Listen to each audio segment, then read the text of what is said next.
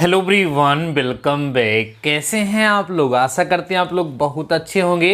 Dear students, आज के इस लेक्चर में हम सदिश एवं अदिश राशियों के क्वेश्चंस आप लोगों को सॉल्व करवाने वाले हैं। डियर स्टूडेंट्स, आज का ये लेक्चर पॉलिटेक्निक एंट्रेंस एग्जाम की प्रिपरेशन कर रहे हमारे डियर स्टूडेंट्स के लिए बहुत ही ज़्यादा इंपॉर्टेंट होने वाला है, क्योंकि आज के इस लेक्चर में हम सदिश एवं अदिश राशियों के बहुत ही अच्छे क्वेश्चन सॉल्व करने वाले हैं और वे सभी के सभी क्वेश्चंस आपके एग्जाम में अक्सर पूछे जाते हैं। डियर स्टूडेंट्स, अगर आप लोग इस लेक्चर को फर्स्ट टाइम देख रहे हैं सदिश एवं अदिश राशियों के बिहाफ पर, इसके पहले जो मैंने 2 लेक्चर आप लोगों को प्रोवाइड कराया है जिसमें हमने थ्योरी पढ़ाई है, आपको सारे कंसेप्ट सिखाए, अगर उसको आप लोगों ने नहीं देखा है तो देख लीजिएगा, तभी आपको ये लेक्चर अच्छे से समझ में आने वाला है। डियर स्टूडेंट्स, सारे क्वेश्चन को ध्यान से समझेंगे और अपनी कॉपी में नोट जरूर करेंगे। यहाँ पर मैं आपको क्वेश्चन दिखाऊंगा, साथ ही साथ यहाँ पर आपको उसका सोल्यूशन भी प्रोवाइड कराऊंगा। ठीक है, आइए बढ़ते हैं डियर स्टूडेंट्स अपने फर्स्ट क्वेश्चन की तरफ। आप स्क्रीन पे देख पा रहे हो क्वेश्चन है, 2 बलों P तथा Q, 2 फोर्स है हमारे पास, उनका नाम है P और Q का परिणामी P है। ध्यान दो डियर स्टूडेंट्स, 2 बल है हमारे पास। फोर्सेस कौन कौन से हैं देखिए ध्यान से। हमारे पास जो 2 बल हैं वो कौन है बच्चों? P है एंड Q है। आराम से समझते चलिएगा। इनका जो रिजल्टेंट जो परिणामी है R, कह रहे हैं R भी क्या है डियर स्टूडेंट्स? P है। ध्यान दीजिएगा, यदि P को 2 गुना कर दिया जाए तो परिणामी Q के साथ कितने डिग्री का कोण बनाएगा? ध्यान दो, परिणामी का मतलब समझ रहे हो डियर स्टूडेंट्स? रिजल्टेंट। जो रिजल्टेंट मीन्स जो R होगा वो कितना कोण बनाएगा, ये हम लोगों से पूछा जा रहा है, मीन्स अल्फा की वैल्यू पूछा जा रहा है। अगर आपको याद हो समांतर चतुर्भुज का नियम, तो इस तरीके से आपको पढ़ाया गया था डियर स्टूडेंट्स।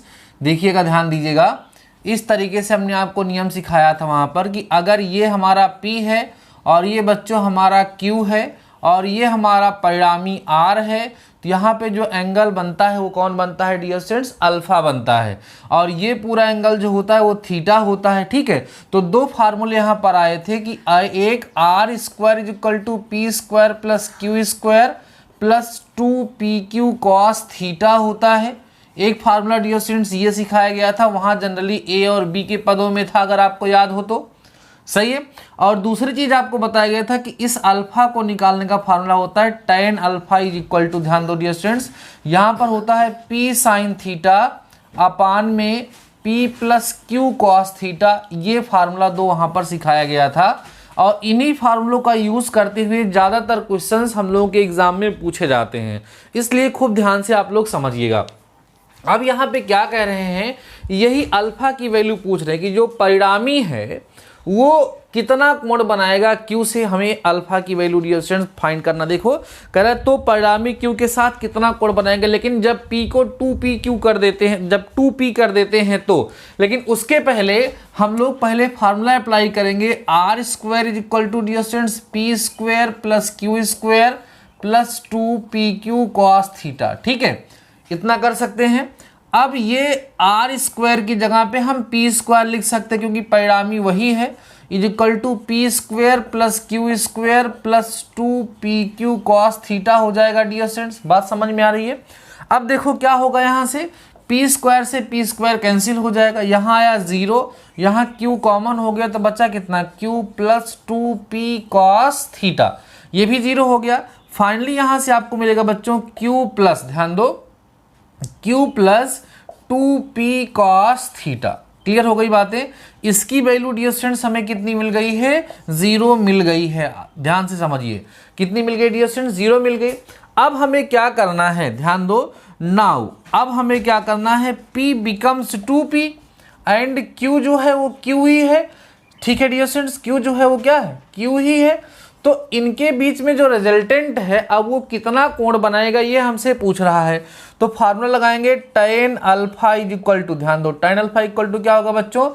क्या होगा ध्यान दीजिए, जब आप फार्मूला लगाएंगे तो यहाँ लिखेंगे ना आप लोग P साइन थीटा, ठीक है, अपान में Q plus 2P cos theta. ऐसा डियर स्टूडेंट्स हम लोग लिखेंगे Q प्लस 2P कॉस, क्योंकि यही फार्मूला होता है tan अल्फा को फाइंड करने का। बात समझ में आ रही है? अब इसकी वैल्यू हम लोगों ने क्या फाइंड कर लिया है? 0। तो यहां से आपको मिलेगा tan alpha is equal to P sine theta upon में डियर स्टूडेंट्स क्या हो गया 0। 0 से किसी को डिवाइड करोगे तो कितना आएगा 0 आएगा।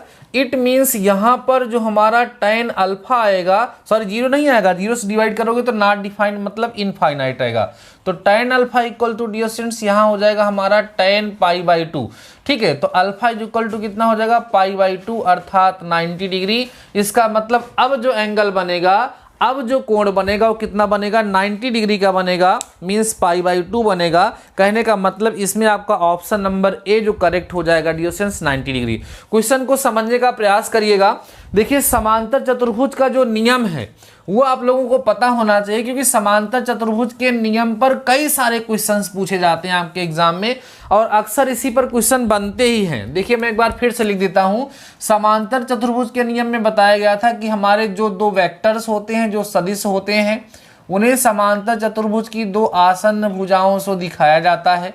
एक को हम लोगों ने ए बोला था, इसको हम लोगों ने बी बोला था। यहाँ इसका रिजल्टेंट गया था डियर स्टूडेंट्स, याद होगा आप लोगों को, बीच में से जो रिजल्टेंट गया था इसको हम लोगों ने आर से दिखाया था। ये एंगल अल्फा था और ये एंगल थीटा था। रिजल्ट मिला था कि R is equal to under root, ध्यान देना dear students, A square plus B square plus 2ab, है ना, 2ab cos theta. Previous lecture को नहीं देखे हैं तो देख लीजिएगा एक बार। अगली चीज आपको ये मिली थी डियर स्टूडेंट्स कि अगर हम tan अल्फा निकालना चाहते हैं तो क्या होगा p साइन थीटा। p का मतलब क्या हो गया a हो गया, ठीक है, a साइन थीटा अपान में डियर स्टूडेंट्स क्या था b plus a cos theta. इस तरीके से वहां पर फार्मूला आप लोगों को बताया गया था। आशा करते हैं कि आप लोगों को फार्मूला याद होगा, नहीं याद होगा तो इसको आप लोग ध्यान रखिएगा, ठीक है। इसी का मेन कंसेप्ट यहाँ पर यूज हो रहा है। फर्स्ट क्वेश्चन डियर स्टूडेंट्स आप लोगों को समझ में आ गया होगा। अब आइए हम लोग देखते हैं अपने सेकेंड क्वेश्चन को, वो क्या है, ठीक है। बढ़िया से समझते चलिएगा, सारे क्वेश्चन बहुत इंपॉर्टेंट हैं, इसमें से कोई भी क्वेश्चन आपके एग्जाम में पूछा जा सकता है। देखिए डियर स्टूडेंट, सेकेंड क्वेश्चन है कि 12 न्यूटन तथा 5 न्यूटन के दो बल हैं हमारे पास। तो A इज इक्वल टू हम ले लेते हैं कितना 12 न्यूटन ले ले, और B is equal to dear students कितना ले ले 5 न्यूटन। दो बल हमें दे दिए गए हैं, ठीक है। दो बल हैं, अल्फा कोण बनाते हुए कार्यरत हैं, मीन्स इनके बीच का जो कोण बन रहा है थीटा वो कितना है अल्फा है, ऐसा बोला जा रहा है। और इनके परिणामी 13 न्यूटन है, तो अल्फा का मान ज्ञात करो। आर जो है डियर स्टूडेंट्स वो कितना है 13 है, तो हमें किसकी वैल्यू फाइंड करनी है अल्फा की वैल्यू फाइंड करनी है। अब हम लोग क्या करेंगे, देखिए नाउ आर इक्वल टू 13 दिया है डियर स्टूडेंट्स। आर का फार्मूला क्या होगा एक बार देख लीजिए आप लोग, A square plus B square plus 2ab, है ना, कॉस थीटा, ये फार्मूला होता है डियर स्टूडेंट्स। तो यहाँ कॉस थीटा लिखो इज इक्वल टू आप 13 लिख लो। बात को समझ रहे होंगे आप लोग, ऐसे ही फटाफट से समझते चलिए और देखते हैं कि कैसे हम लोग इसको सॉल्व करते हैं। अब देखो ए की वैल्यू डियर स्टूडेंट्स कितनी है, ए की वैल्यू कितनी है, देखिए ए की वैल्यू हमारे पास 12 है, तो 12 का स्क्वायर 144 हो जाएगा, प्लस में बी का स्क्वायर 25 हो जाएगा, और प्लस आराम से समझिएगा, प्लस डियर स्टूडेंट्स आप लोग करोगे तो 2 इंटू 12 होगा, इंटू में 5 होगा, और कास अल्फा ही हमें निकालना है। Is equal to dear students कितना हो गया 13 हो गया। दोनों साइड का हम क्या कर सकते हैं स्क्वायर कर सकते हैं, हमें स्क्वायर करना पड़ेगा, ठीक है।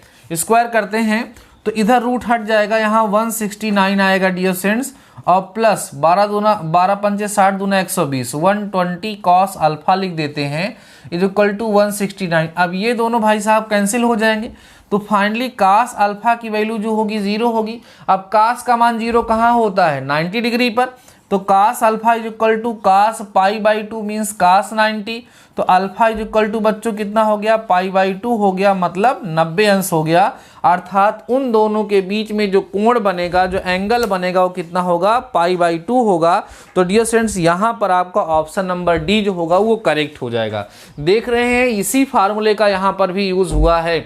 समांतर सदिशों के योग के जो समांतर चतुर्भुज का नियम है वो बहुत ज़्यादा इंपॉर्टेंट है, क्योंकि अधिकांश क्वेश्चन उसी के बिहाफ पर पूछे जाते हैं। भी आप लोग सॉल्व करते चलेंगे और समझते चलेंगे हमारे साथ। एक भी क्वेश्चन को डियर स्टूडेंट्स आप लोग स्किप मत करिएगा, ठीक है। चलिए इसको भी मैं यहाँ से हटाता हूँ, आप लोग फटाफट से इसको डियर स्टूडेंट्स नोट करते चलिएगा। और इस तरह के जितने भी क्वेश्चंस हैं उनको आप लोग सॉल्व करिएगा। आपके पास कोई भी बुक है, कोई भी अनसॉल्व पेपर है, आप लोग फटाफट से करते चलिए। क्वेश्चन नंबर 13 की तरफ थर्ड की तरफ चलते हैं डियर स्टूडेंट्स। लिखा है दो बल जिनके प्रत्येक का मान 3 न्यूटन है।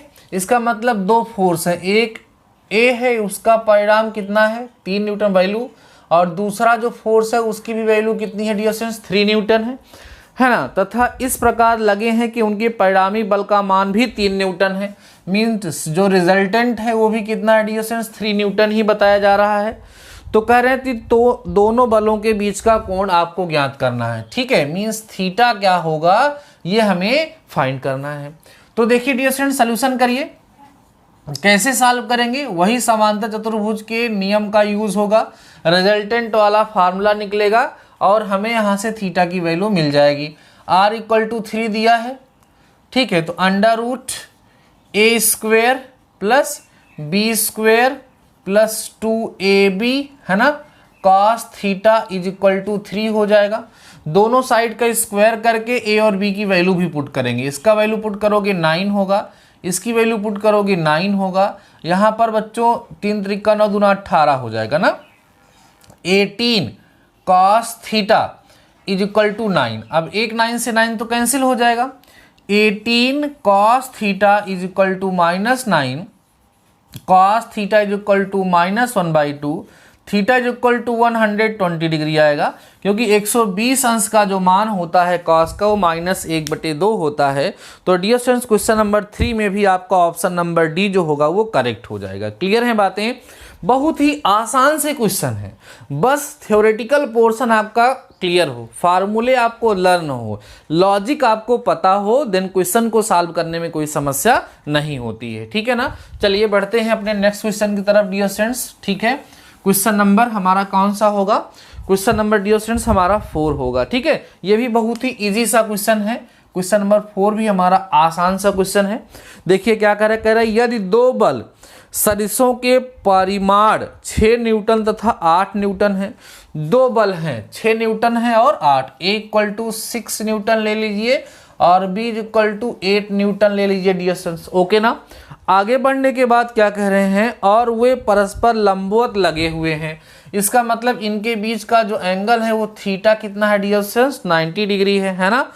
तो उनके परिणामी बल का परिमाण ज्ञात कीजिए। मीन्स इनका रिजल्टेंट हमें R फाइंड करना है। तो कितना आसान सा क्वेश्चन है dear students, R √√a² plus b² plus 2ab cos theta क्या cos 90 लिख देता हूँ। तो R = a² कितना हो जाएगा 36, b² कितना हो जाएगा 64 प्लस 2 × 6 × 8 cos 90 का मान कितना होता है बच्चों 0 होता है। ये भाई साहब खत्म हो गए। R = 36 और 64 जोड़ोगे तो 100 आएगा। तो R = बच्चों आपको कितना मिलेगा 10 न्यूटन। ये इनका रिजल्टेंट होगा और यही डियर स्टूडेंट्स क्या हो जाएगा, इनका आंसर हो जाएगा।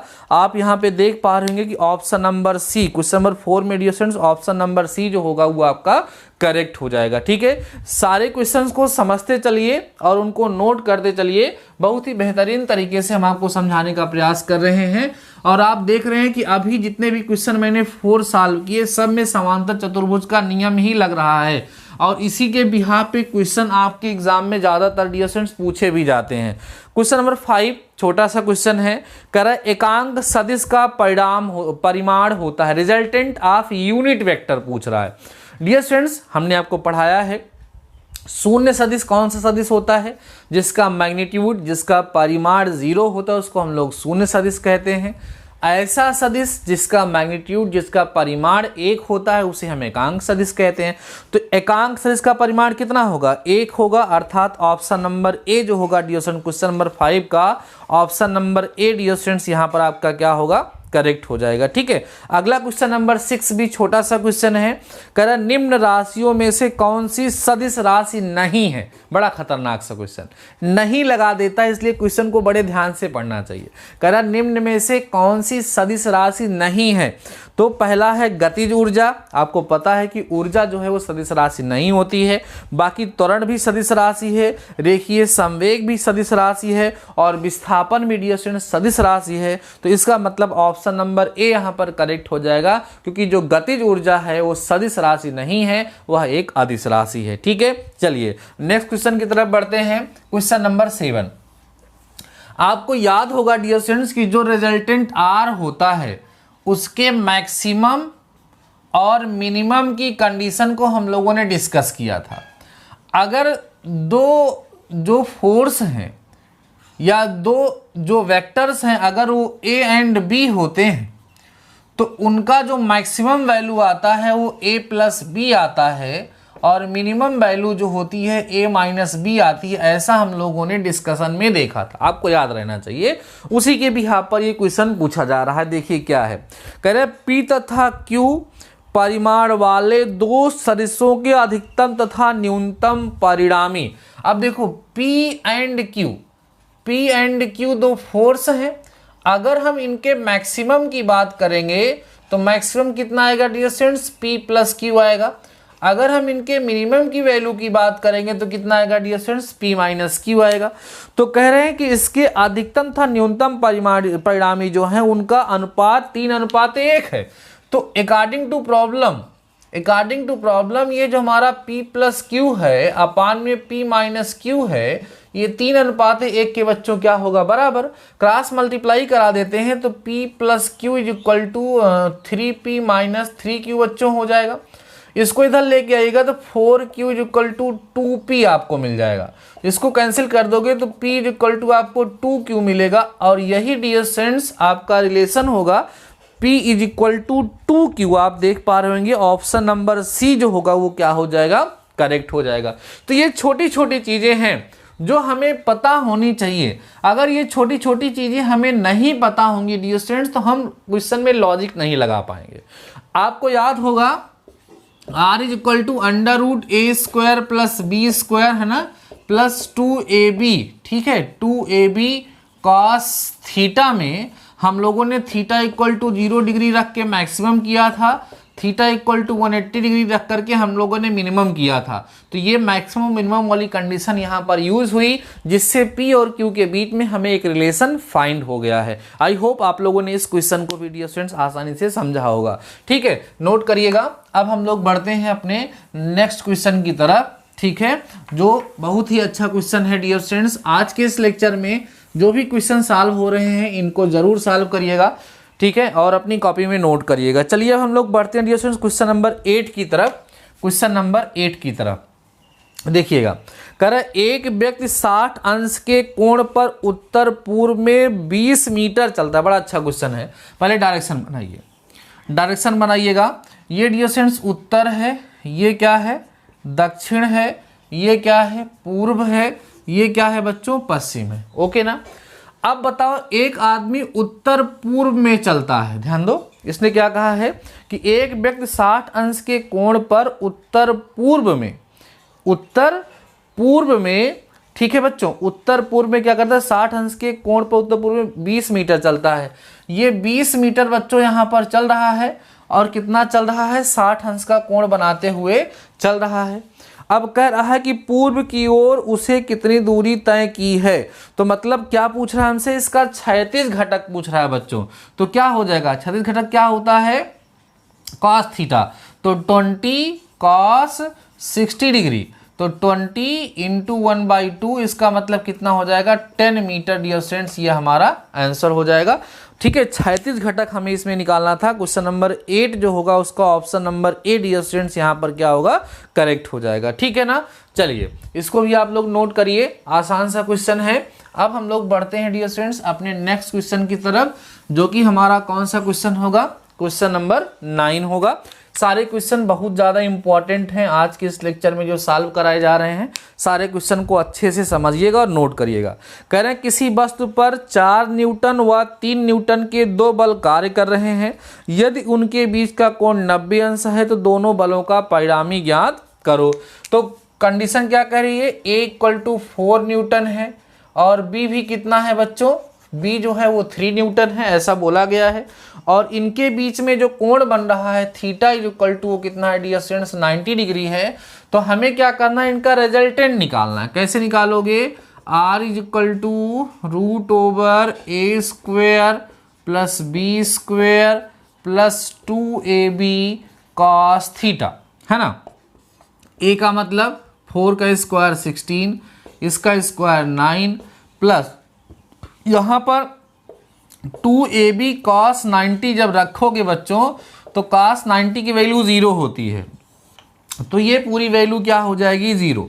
यहाँ बचा कितना √25 r इज इक्वल टू, तो r इज इक्वल टू कितना हो जाएगा बच्चों 5 न्यूटन। तो ये जो होगा इनका रिजल्टेंट हो जाएगा और यही आपका डियर स्टूडेंट्स क्या हो जाएगा आंसर हो जाएगा। ठीक है, तो यहाँ पर आप देखेंगे तो आपको क्या मिलेगा option number B dear students, question number 9 का ऑप्शन नंबर बी जो होगा आपका वो करेक्ट हो जाएगा। ठीक है, चलिए अब हम लोग बढ़ते हैं डियर स्टूडेंट्स अपने नेक्स्ट क्वेश्चन की तरफ, जो कि हमारा क्या है क्वेश्चन नंबर 10 होने वाला है। उसको हम लोग डियर स्टूडेंट्स क्या करते हैं सॉल्व करते हैं। फ्रेंड्स हम लोग देखते हैं अपना क्वेश्चन नंबर 10, बहुत ही अच्छा क्वेश्चन है।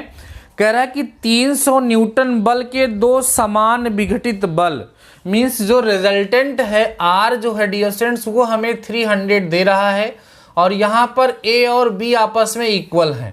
एक काम करते हैं इसको बच्चों हम आर लेट कर सकते हैं, या आर ना लेट करके चलो फोर्स हैं तो एफ लेट कर लेते हैं कि दोनों फोर्स इक्वल हैं। और थीटा जो है डियर स्टूडेंट्स वो कितना है 60 डिग्री यहाँ पर दिया हुआ है। देन आप याद रखना कि यहाँ हमें इसी फोर्स की वैल्यू फाइंड करनी है कि जो दो समान फोर्स विघटित हो रहे हैं उनकी वैल्यू क्या होगी। तो dear students R is equal to आपको कितना दे दिया गया देखो 300। आर का फार्मूला होता है आपका A square plus B square plus 2ab cos theta, है ना, इज इक्वल टू 300 होगा आपका। अब देखो ए और बी दोनों इक्वल हैं तो दोनों वैल्यू एफ रखेंगे तो F square plus F square means कितना हो जाएगा 2f स्क्वायर, और यहाँ पर भी बच्चों हो जाएगा 2f स्क्वायर और cos 60 होगा, cos 60 की वैल्यू 1/2 होती है तो कितना मिल जाएगा 300। ये 2 से 2 कैंसिल हो गया। यहाँ देखेंगे तो अंडर रूट आपको 3f स्क्वायर मिल जाएगा बच्चों और कितना होगा 300। समझ आ रहा है। अब रूट के बाहर आएगा तो अंडर रूट 3f होगा जो कि हो जाएगा हमारा 300। यही f ही तो डियर स्टूडेंट्स हमें यहाँ पर फाइंड करना है ना। तो f इज इक्वल टू कितना हो जाएगा आपका ध्यान दीजिए 300 अपान में डियर स्टूडेंट्स आपको √3 मिल जाएगा। क्लियर है। अब इसको थोड़ा सा सिंप्लीफाई करते हैं तो f इज इक्वल टू आपको मिलेगा 300 √3 अपान में 3, कॉन्जुगेट से हमने मल्टीप्लाई कर दिया मीन्स √3 से ऊपर और √3 से नीचे मल्टीप्लाई किया गया है। तो f इज इक्वल टू आप देखोगे तो 100 √3 हो जाएगा। अब f इक्वल टू 100 √3 की वैल्यू 1.732 होती है तो f इज इक्वल टू बच्चों यहाँ पर 173.2 न्यूटन जो होगा आपका आंसर हो जाएगा। और आप देख पा रहे होंगे अगर तो क्वेश्चन नंबर 10 जो है उसमें एक ऑप्शन है 173.2 न्यूटन जो कि ऑप्शन नंबर बी है डियर स्टूडेंट्स, तो वही आपका क्या हो जाएगा करेक्ट हो जाएगा। क्लियर है बातें। आशा करते हैं कि ये क्वेश्चन आप लोगों को बेहतरीन तरीके से डियर स्टूडेंट्स समझ में आ गया होगा, कहीं पर भी किसी प्रकार की कोई प्रॉब्लम नहीं होगी। ठीक है, आज के इस लेक्चर में डियर स्टूडेंट्स हम लोगों ने सदिश एवं अदिश राशियों के आधार पर 10 महत्वपूर्ण प्रश्नों का हल किया है, जिसमें से ज़्यादा प्रश्न जो थे डियर स्टूडेंट्स वो किस पे आधारित थे आपने ध्यान दिया होगा तो वो समांतर चतुर्भुज के नियम पर आधारित थे। इसका मतलब ये है कि ये सारे लॉजिक हमें पता होने चाहिए। आपकी जानकारी के लिए हम बता दें डियर स्टूडेंट्स कि अगर आप नए हो चैनल पे तो आपको हम बताएं कि अदिश एवं सदिश राशियों के आधार पर ऑलरेडी इसके पहले 2 लेक्चर आपको मिल चुका है। नहीं देखे हो तो ज़रूर देख लीजिएगा, तब आप लोग क्वेश्चंस को सॉल्व करेंगे तो आपको अभी दिक्कत नहीं होगी। अभी डियर स्टूडेंट्स इसकी एक्सरसाइज के बिहाफ पर आपको एक लेक्चर में और प्रोवाइड कराऊंगा, देन मैं नेक्स्ट चैप्टर आपका स्टार्ट करूंगा। तो ठीक है डियर स्टूडेंट्स, आज के इस लेक्चर में बस इतना ही। मिलते हैं नेक्स्ट लेक्चर के साथ, तब तक के लिए शानदार रहिए और पढ़ते रहिए।